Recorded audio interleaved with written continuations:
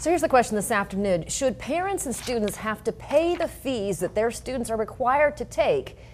I'm Natalie Hurst this afternoon for KBOI 2 News. And I'm Brent Hunsaker. That is the issue that is now facing the school district as one of their trustees takes them to court. Morgan Wagner has been following this case. She joins us now live from the Ada County Courthouse with more. It's a fight to clarify what classes should fall under Idaho's Constitution for a free education.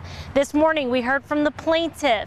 We also heard from the West Ada School District Superintendent and a former state superintendent, all who had differing opinions on what this law should include. School board trustee for the West Ada School District, Russell Jokey, says right now students aren't being provided the free education as promised by the Idaho Constitution. It's an issue, he says, has affected his family directly.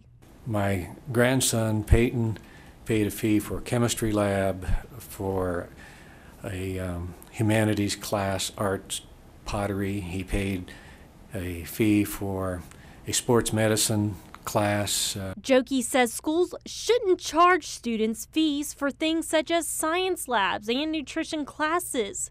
He also thinks parents shouldn't have to pay for their child's sports activities. That's money, he says, taxpayers already cover. But former state superintendent Jerry Evans says it's a gray area that's hard to decipher. I think we oftentimes get confused when we talk about the free school versus the free education. And there's a little distinction there.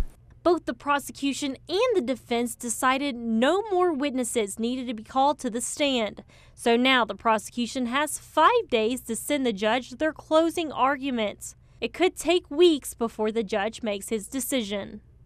According to Idaho's state law, students do not have to pay for textbooks or for any other materials in required classes.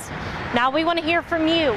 Go to our Facebook page and weigh in on whether you think students should have to pay fees for certain electives that require additional materials, such as art, music, and sports.